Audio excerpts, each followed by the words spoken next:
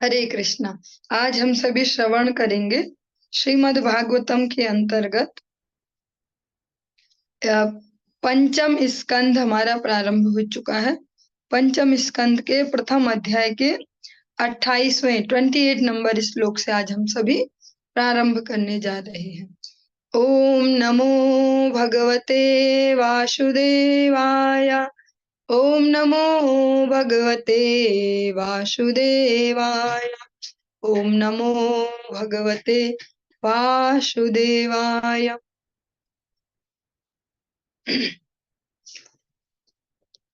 कल से हमने जो चरित्र प्रारंभ किया है महाराज प्रियव्रत का है। महाराज प्रियव्रत नारद जी से मंत्र प्राप्त करके दीक्षा ग्रहण करके ने हरि भक्ति की प्रैक्टिस में साधन भजन में लगे हैं। उनके पिता मनु महाराज उन्हें गृहस्थ में जाने हेतु प्रोत्साहित करते हैं। उनका जाने का कोई अ, ऐसा मन नहीं है। गृहस्थ आश्रम में वे अपनी भक्ति में ही प्रसन्न है, किंतु फिर स्वयं ब्रह्मा जी वहां उपस्थित होकर उनको कन्विंस करते हैं और मनु महाराज अपने आध्यात्मिक जीवन की ओर आगे बढ़ते हैं, उनको सब उत्तरदायित्व देकर। अन्यस्यामपि जायायां त्रयः पुत्रा आसन्नुत्तम तामसो रैवत इति मन्वन्तराधिपतयः। महाराज प्रियव्रत की दूसरी पत्नी से 3 पुत्र उत्पन्न हुए, जिनके नाम उत्तम, तामस तथा रैवत थे। आगे चलकर इन्होंने मनवंतर कल्पों का भार संभाला। ये मनवंतरों के हम नाम भी सुनते हैं। ब्रह्मा जी के एक दिन में 14 मनवंतर होते हैं और एक मनु का जीवन काल अर्थात एक मनवंतर की अवधि 71 युग है और प्रत्येक युग में 43,20,000 वर्ष होते हैं। इन मनवंतरों पर शासन करने वाले प्रायः समस्त मनु महाराज प्रियव्रत के वंशज ही रहे। इनमें से 3 उत्तम, तामस और रैवत का विशेष उल्लेख हुआ है।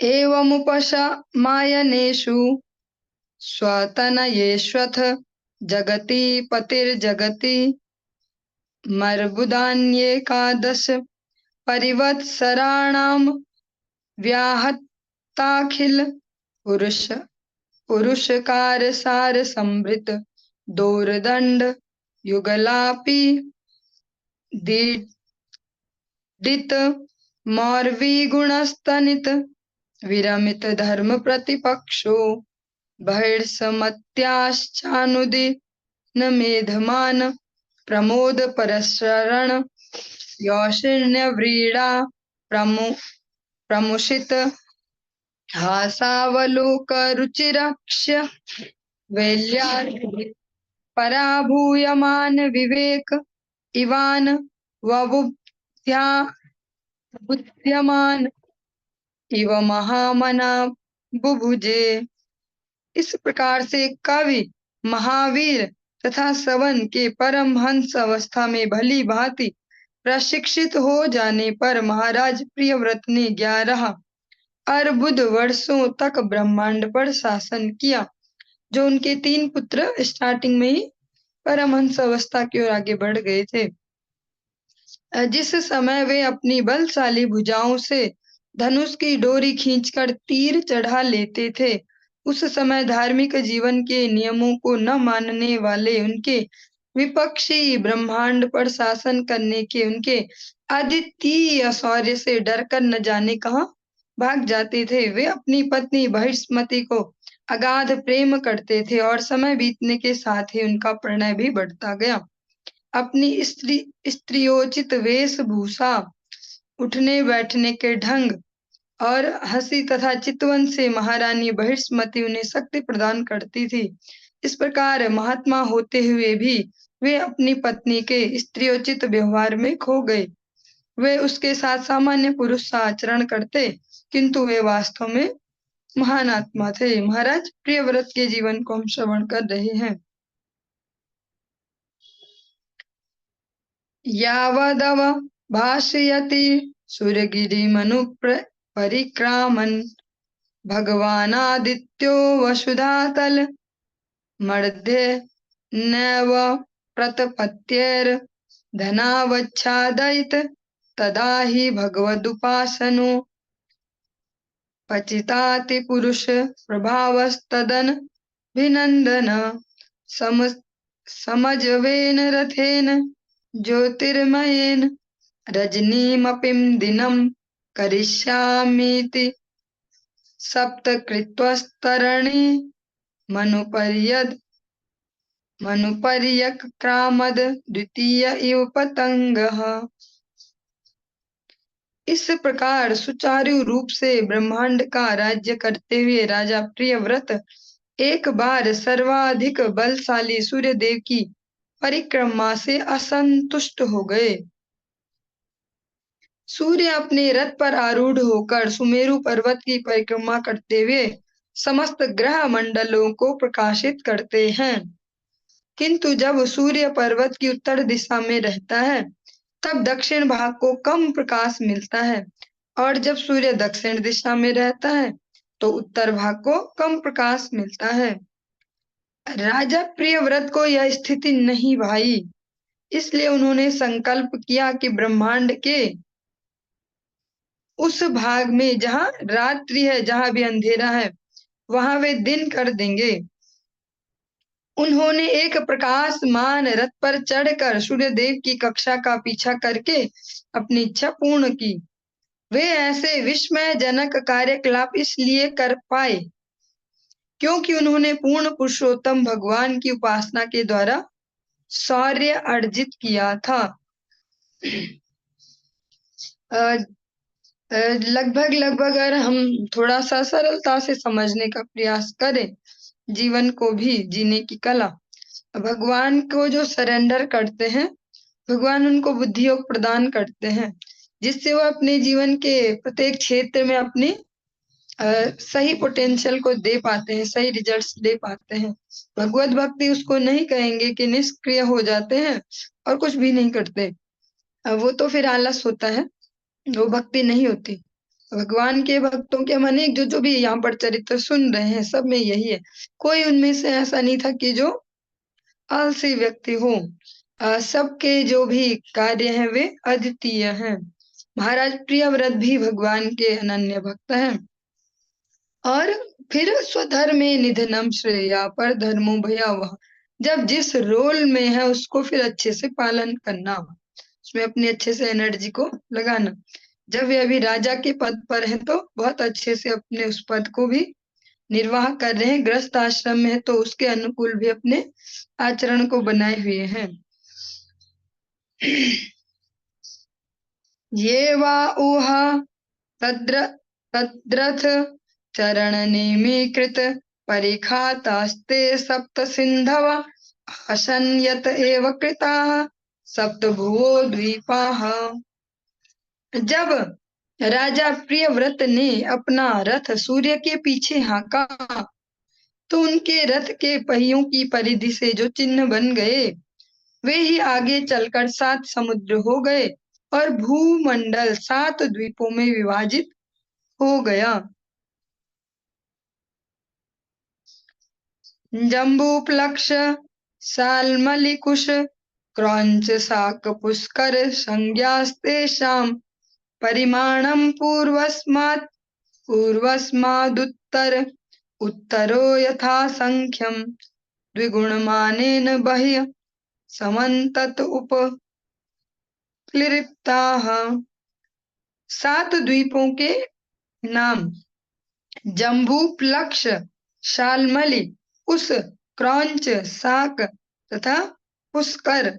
प्रत्येक द्वीप अपने से पहले वाले द्वीप के आकार में दुगुना है और प्रत्येक तरल पदार्थ से घिरा है जिसके आगे दूसरा द्वीप है।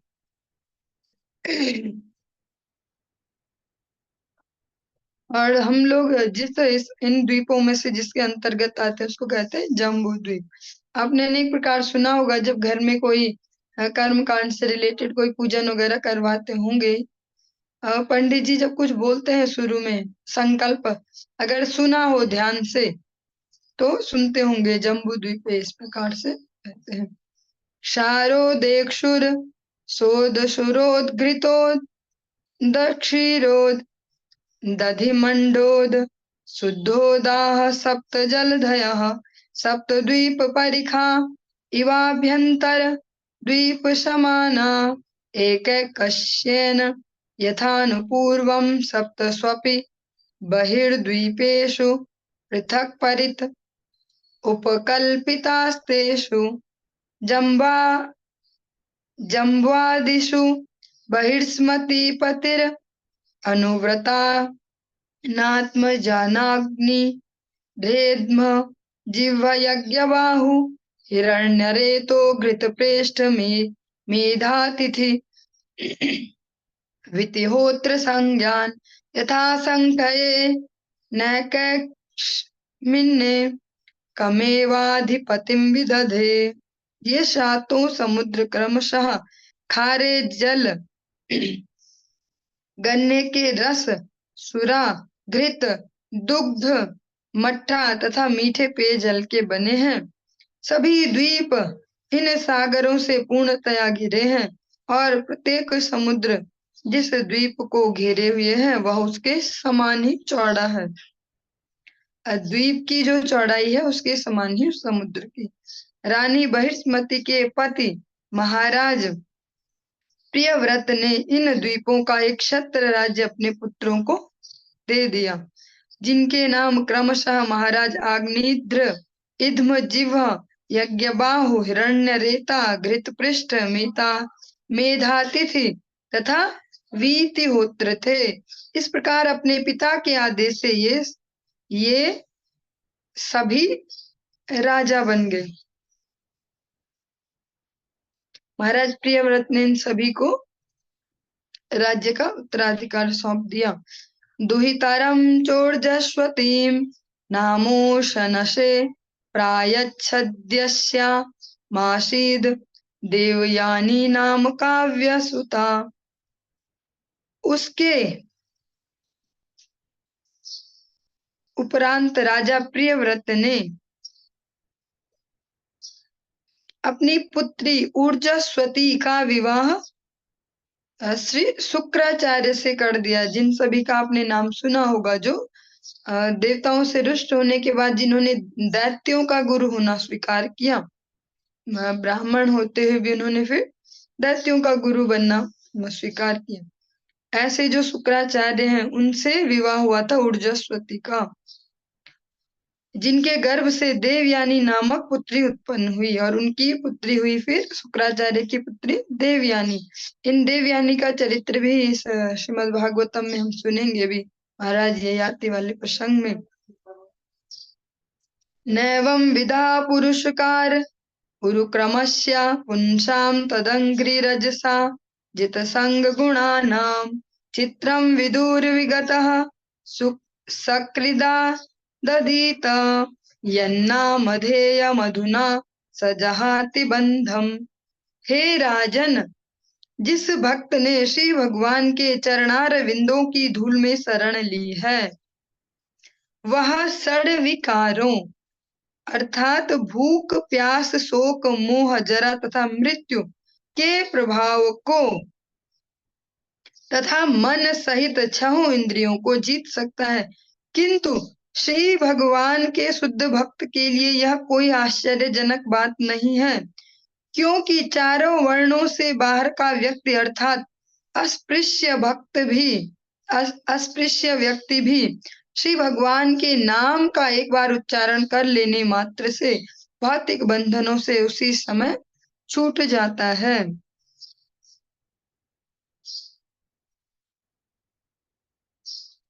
यहाँ पर भगवान के जो वामन भगवान है उनका नाम यहाँ पर उरुक्रम, उस नाम से यहाँ पर भगवान को संबोधित किया गया है। भगवान के जो चरणों में शरणागत हो जाता है, और साथ में कंडीशन वही है, जो ईमानदारी से शरणागत हो जाता है उसके लिए फिर अपनी जो भी ये भौतिक आवश्यकता है उन पर नियंत्रण कर पाना इजी हो जाता है। यहाँ तक कि इंद्रियां और मन भी उसके शांत हो जाते हैं, इनको कस तो नहीं सकते, बस भगवत सेवा में लगाने से ये शांत हो जाते हैं। जो भगवत सेवा में अपने इंद्रियों को, अपने मन को नहीं लगाते, उनके मन कभी भी भरेंगे नहीं, संतुष्ट नहीं होंगे, खाली ही रहेंगे। जितना उसमें डालते जाओ, अच्छा आज इस रेस्टोरेंट में खा के आए तो अब तो मन भर ही गया होगा, एक साथ इतना सारा बजट बन गया, नहीं अब फिर दूसरे दिन फिर कहीं और, फिर कहीं और। अनेक अनेक ऐसे इंद्रिय जो अलग अलग विषय, अलग अलग इंद्रियों के अ, सर्वे इंद्रियों शांत्या चा, सब इंद्रियां जिसकी शांत हो जाती है, भगवत प्राप्ति उसके लिए आसान है। इसको रिवर्सिबल में लेंगे तो जिन्होंने भगवत प्राप्ति कर ली है, भगवान की शरणागति, उनकी भी सब इंद्रियां प्रायः शांत होना प्रारंभ हो जाती हैं।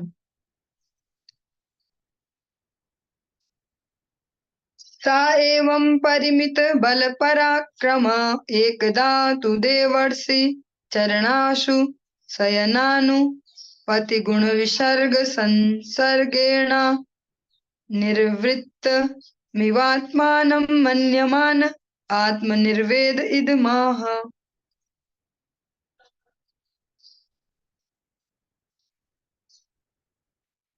इस प्रकार अपने पूर्ण पराक्रम तथा प्रभाव से भौतिक ऐश्वर्य का भोग करते हुए महाराज प्रियव्रत एक बार यह सोचने लगे कि यद्यपि उन्होंने महामुनि श्री नारद मुनि के प्रति पूर्ण आत्मसमर्पण कर दिया था और वास्तव में जो भगवत भक्ति है उसके मार्ग पर थे, किंतु वे अब न जाने क्यों फिर से भौतिक कार्यों के बंधन में फंस गए थे।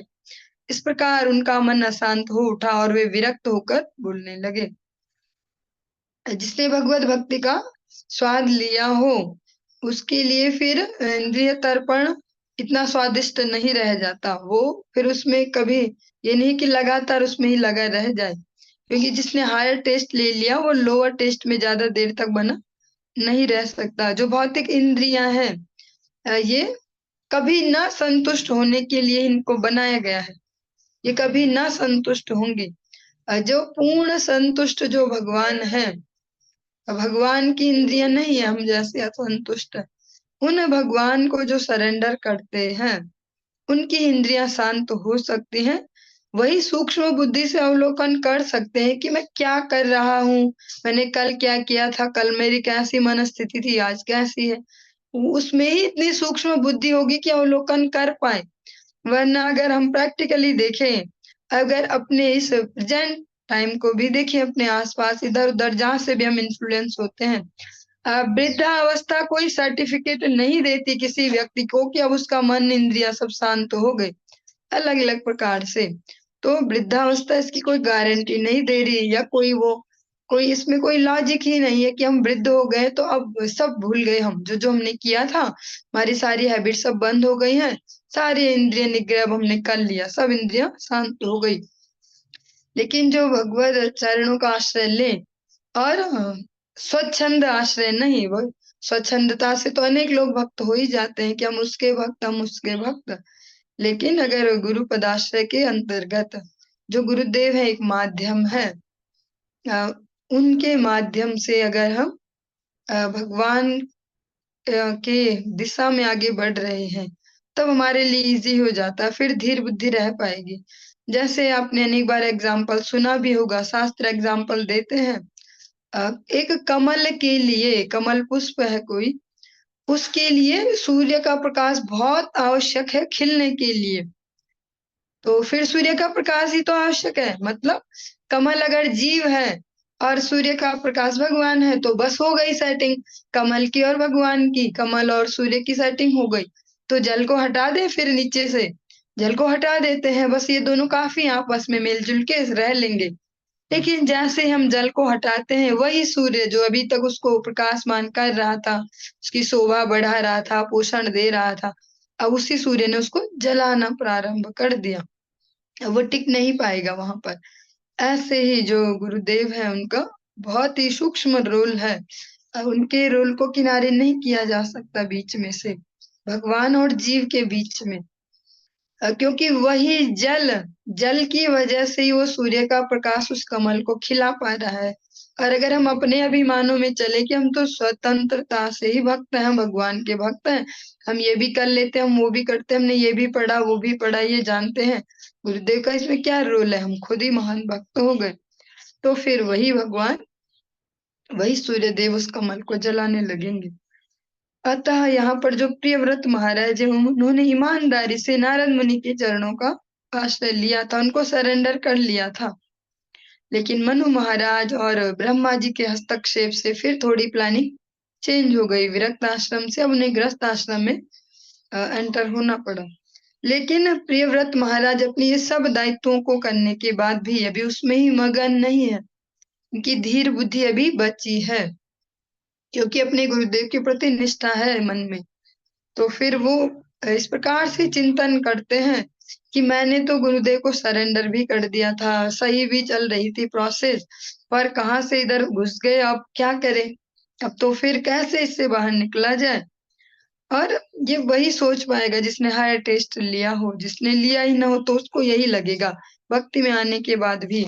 जो भक्ति में आने के बाद अनुभव नहीं ले पाते, अनुभव नहीं ले पाते मीन्स जैसा गाइड किया जाए उसको फॉलो करके उसके रिजल्टों को अगर नहीं ले पा रहे हैं, फिर उनके लिए मुश्किल हो जाता टिके रह जाना। और जो अनुभव भी साथ साथ ले रहे हैं, प्रत्यक्षावगमम धर्म्यम सुसुखम कर्तव्ययम, भगवान श्री कृष्ण अपने मुख से कहते हैं, ये प्रैक्टिकल नॉलेज है, इसको प्रैक्टिकली अप्लाई करो, रिजल्ट लो। बस हाँ जी नहीं, प्रैक्टिकली अप्लाई करे, रिजल्ट ले, फिर देखें ये सुसुखम है, ये दुख पूर्वक नहीं है, कष्ट पूर्वक नहीं है भक्ति, सुसुखम है। कर तो अव्ययम, ये नष्ट भी नहीं होती। इस जगत में हम देख रहे हैं हर दिन हम कितना एफर्ट लगाते हैं किसी भी फील्ड में, फिर दूसरे दिन फिर जान लगाओ, फिर जान लगाओ। भक्ति में ऐसा नहीं है, भक्ति सतत आगे बढ़ रही है, अक्षुण है, जितना हम करते जाते हैं वो कर तो अव्ययम, अव्यय होता है, खर्च नहीं होता वो। अब जब प्रियव्रत महाराज इस प्रकार से चिंतन करते कि अरे, जबकि उनके पास तो सब कुछ ही है जो कोई ह्यूमन बीइंग सोच भी नहीं सकता, इतना बड़ा साम्राज्य, सूर्य तक को चैलेंज करने की जिनमें क्षमता है ऐसा व्यक्ति, और सब कुछ अनुकूल है, सब घर बार अनुकूल है, सब कुछ अनुकूल है। हो सकता है हम सभी के जीवन में वैराग्य प्रतिकूलता में ही आता है कि जब कोई दो बात सुना दे तो अचानक भक्ति जाग जाती है, फिर ऐसे कि चलो कुछ नहीं है, कोई किसी का नहीं है, कुछ नहीं रखा इस दुनिया में। लेकिन जो प्रियव्रत महाराज, उनके पास सारी अनुकूलता है, फिर भी वो ऐसा चिंतन कर पाते अपने गुरुदेव के आशीर्वाद से कि मैं कहाँ फंस गया हूँ, अब मुझे थोड़ा बाहर निकलना पड़ेगा। अहो आसद्वानुष्ठितं यदभिनिवेशितो अहमिन्द्रियैर् विद्यारचितविषं विषयान्धकूपे तदलमलममुष्यावनिताया विनोदमृगं मां दिग्दिगिति गर्हयाचकार। इस प्रकार राजा ने अपनी भर्त्सना की, वे अपने आप को कोस रहे हैं, जैसे हम देख कभी एक्सपीरियंस में भी सबके होगा ही, कई बार हम कोई गलती हो जाए खुद से तो खुद को कोसते हैं कि अरे कैसे हो गया, ये ऐसा कर दिया। महाराज भी, जो प्रियव्रत महाराज है, वो अपनी भर्त्सना कर रहे हैं, अहो अपने इंद्रिय भोग के कारण मैं कितना धिक्कारे जाने योग्य हो गया हूँ, मैं भौतिक सुख के अंधकूप में गिर गया हूँ, बहुत हुआ, अब मुझे और भोग नहीं चाहिए। और ऐसा स्थिति बहुत रेयर है ये वाली, जब ईमानदारी से महत जनों के गुरुवर्ग के अनुगत्य में जीवन को चलाएंगे, तभी जाके ये बुद्धि आ पाएगी, वरना यही लगेगा, ठीक उल्टा लगेगा कि हमने तो कुछ पाया ही नहीं इस जीवन में, बस संघर्ष ही संघर्ष किया, बहुत झक झक मारी, मेहनत ही मेहनत की, और जब खाने का टाइम आया तो देखो शरीर ने साथ छोड़ दिया, फिर घर वाले ऐसे हो गए, अब बच्चे ऐसे बोल रहे हैं, ऐसा तब यही आता है कि नहीं किया हमने, अभी कुछ भी नहीं किया हमने। लेकिन ऐसा कोई किसी महज्जनों के जो आश्रय में जीवन को जी रहे हो, वही ऐसा चिंतन कर पाएंगे कि बहुत भोग लिया, आप तो अति हो गई। तनिक मेरी ओर देखो, मैं कैसे अपनी पत्नी के हाथों में नाचने वाला बंदर बन गया हूँ, इसलिए मुझे धिक्कार है, ये प्रियव्रत महाराज कह रहे हैं। और जब जब हम ऐसे प्रसंग सुनेंगे तो बहुत सेंसिटिव भी प्रसंग है, और श्रोताओं में भी अधिकतर माताजी वर्ग हैं, तो सोचेंगे अरे क्या महिला इतनी बेकार ही होती है, हर जगह ऐसा कहा जा रहा है। इसको हम महिला पुरुष कोई पर्टिकुलर जेंडर से वो डिफाइन नहीं करते, ये दोनों के लिए समान रूप से ही अप्लाई होता है। और जीवन में कभी ना कभी ऐसा पॉइंट आना ही चाहिए कि जब हम इस प्रकार से चिंतन कर पाए कि अब हमें हमारे जीवन के लक्ष्य की ओर कितनी परसेंटेज अब इधर की रखनी है, कितनी इधर की। जैसे स्टार्टिंग में हम सोचते ज्यादा ग्रस्त में लगाओ भक्ति, थोड़ा सा ऐसे, पर एक टाइम पीरियड ऐसा आना ही चाहिए जब हम थोड़ा उसको चेंज कर दे, रेशियो को, इधर वाले को इधर और इधर वाले को इधर। इधर कम देंगे, अभी तक भक्ति से रिलेटेड क्रियाएं करते 3-4 घंटे, तब गृहस्थ से रिलेटेड करेंगे 3-4 घंटे, क्योंकि उत्तरदायित्व अगली जनरेशन को सौंप दिया है। ये प्रैक्टिकली भी अप्लाई होने लायक है। जो ज्यादातर उत्तरदायित्व अगली जनरेशन को अगर सौंप दिया है तो आपके पास ज्यादा बचेगा ही कुछ नहीं, तो फिर लगा पाएंगे अपने समय को अपने मंगल की ओर। ग्रंथ अध्ययन में लगा सकते हैं, कथा श्रवण में लगा सकते हैं, भगवद अर्चन में, नाम जप में, नाम कीर्तन में, भगवद विग्रह के श्रृंगार में, मंदिर मार्जन में, सेवा, बहुत सारे ऐसे एक्टिविटी है। प्रचार कार्य में लगा सकते हैं, अन्यों को भगवत भक्ति में जोड़ने में। इस प्रकार से अपने जीवन को महाराज प्रियव्रत इस प्रकार से कहते हैं। लेकिन इसको हम एज इट इज नहीं लेंगे कि ऐसे ही थे वो, तभी बोल रहे हैं कि मैं तो पत्नी के हाथों नाचने वाला बंदर था। अगर वो ऐसा बंदर होते तो उस बंदर को कभी ये स्मरण नहीं आता कि मैं नाचने वाला बंदर हूँ। जो नहीं होते उन्हें ही लगता कि हम नाचने वाले बंदर हैं, अन्यथा जो होते हैं नाचने वाले बंदर, उन्हें कभी एहसास नहीं हो पाता कि हम नाचने वाले बंदर हैं। परदेवता प्रसादाधि गतात्म प्रत्यवमर्शेनानु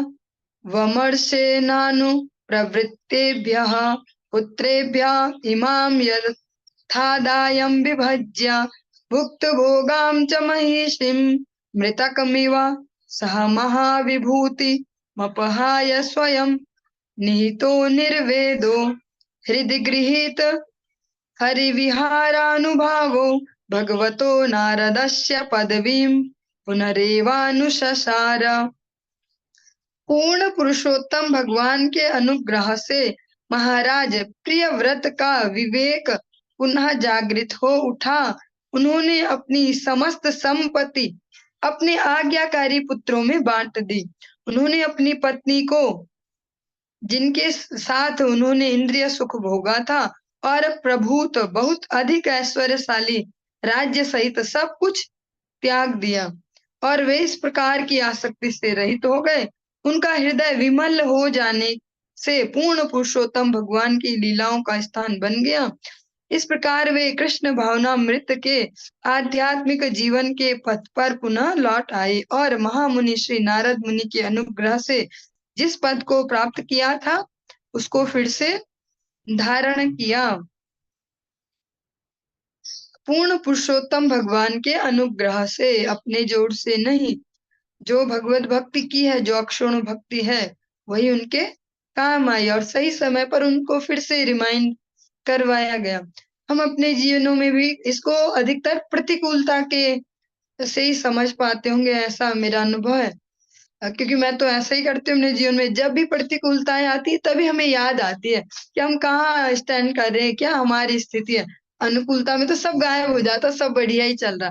थोड़ी सी प्रतिकूलता आने लगती है तब फिर सारा ज्ञान उदित हो जाता, अरे हम तो कहाँ क्या कर रहे, कैसे। इसको कहते हैं भगवान का अनुग्रह। इसीलिए प्रैक्टिकली जो भक्त होते हैं वो दुख मांगते। कुंती महारानी का हम सुनते हैं दुख मांग रही है, सुनने में लगेगा क्या मूर्ख है ये। वो दुख इसलिए मांग रही है क्योंकि वो भगवान का अनुग्रह है, उसमें हम इजीली भगवत चरणों की ओर मुड़ पाते हैं। दुख जिस एक्सपीरियंस को दुख कहते हैं वो बहुत इंपॉर्टेंट एक्सपीरियंस है, जो हमें बहुत स्पीड से भगवत भक्ति की ओर आगे बढ़ा पाता है, बहुत जल्दी संसार से विरक्ति से भगवान की ओर अनुरक्ति में हेल्प करता है। भले हम यहाँ नाम उसको दुख का देते हैं या प्रतिकूलता। बहुत ही सुंदर जो केवट जी हैं, भगवान राम से एक ही प्रार्थना करते हैं। क्या प्रार्थना करते हैं?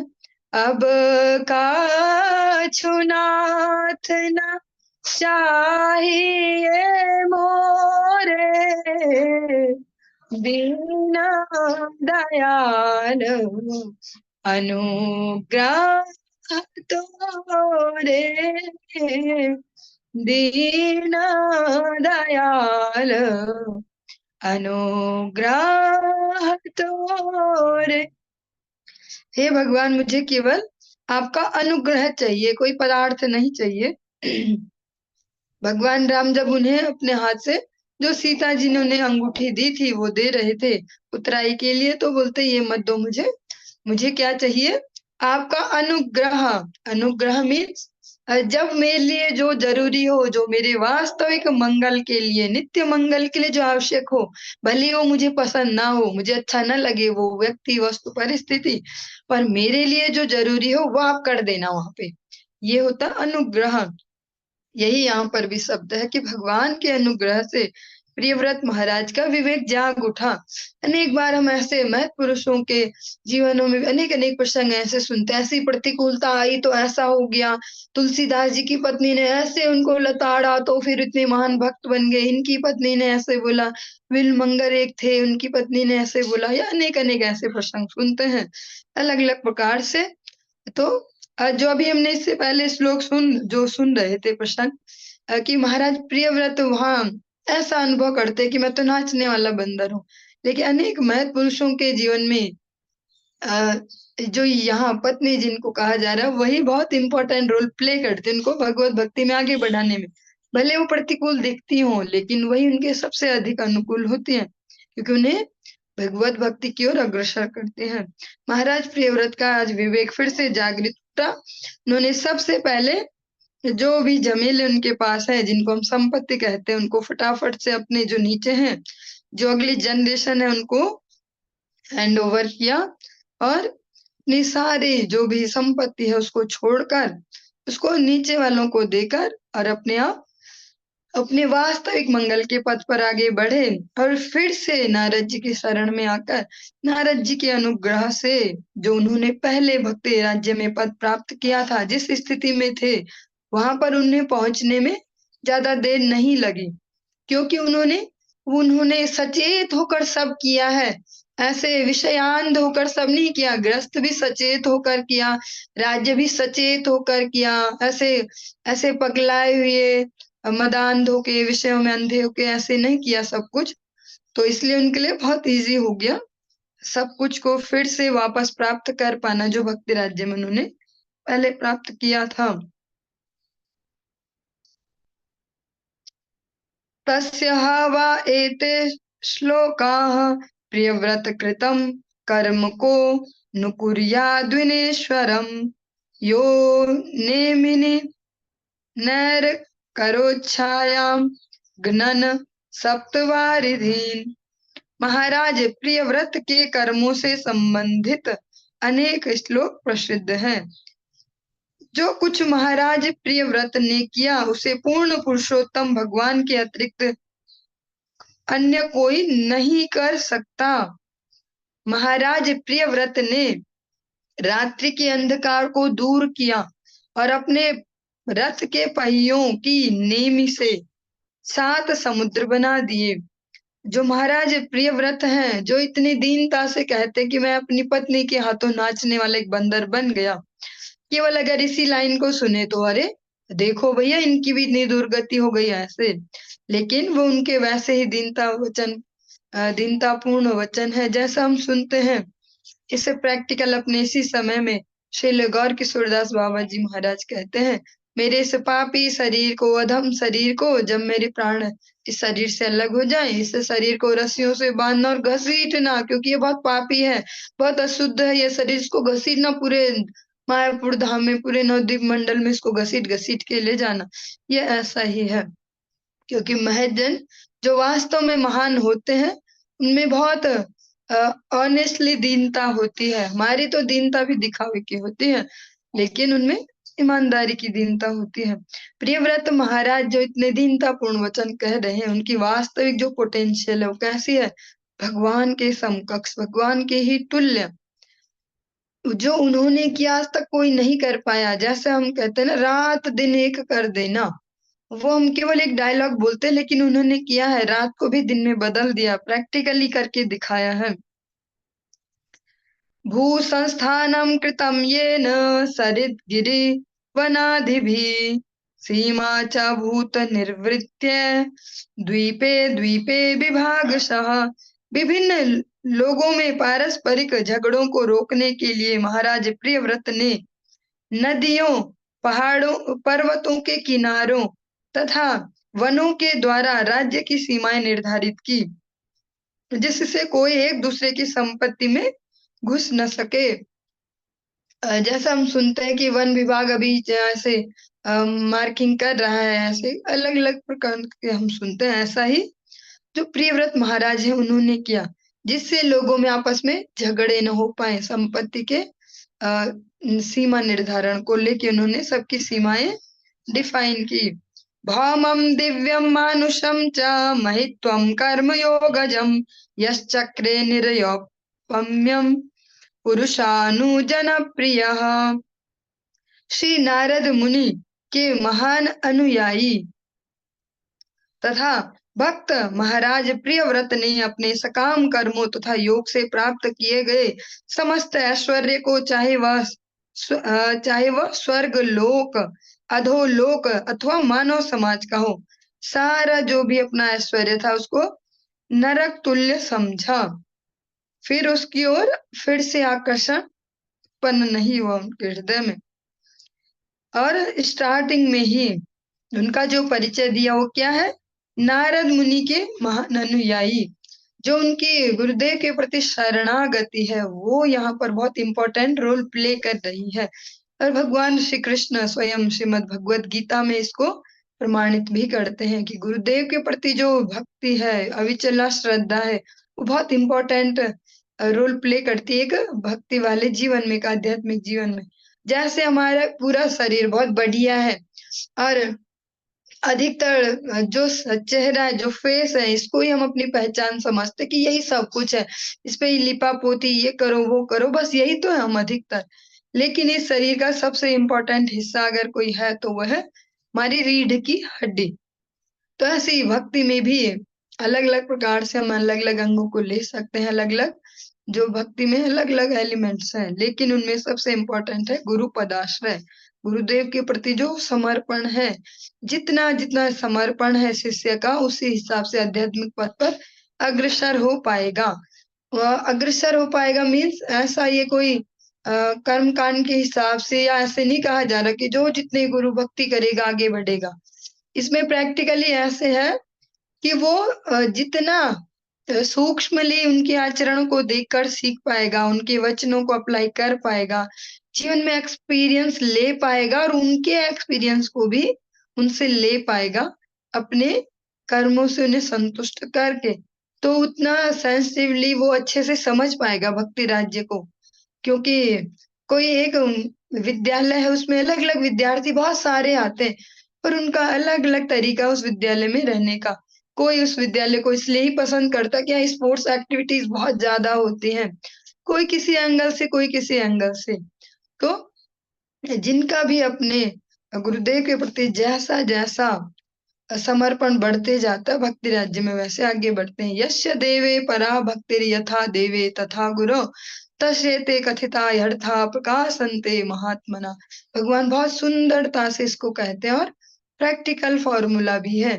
यस्य देवे परा भक्तिर, जैसी भगवान में अविचल भक्ति है, यथा देवे तथा गुरो, जिनकी भगवान में अविचला भक्ति है, और वैसा ही समर्पण एज इट इज अपने गुरुदेव में भी है, और उनके आज्ञा पालन में, उनके आचरण का अनुशीलन करने में।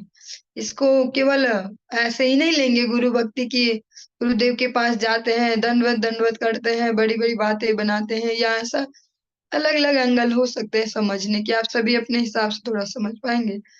उनके उनके लक्ष्यों को समझना, उनके लिए सेवा कर पाना, उनके आचरण को जीवन में ला पाना, कहीं ना कहीं उनका एक कह सकते हैं फोटोकॉपी बनने का प्रयास हो पाना, आर्टिफिशियल फोटोकॉपी नहीं, नेचुरल, जो उनको देखकर जो हमारे चरित्रों को देखकर स्मरण हो पाए कि अच्छा उनके गुरुदेव ये हैं। हाँ, लगता तो है देखकर।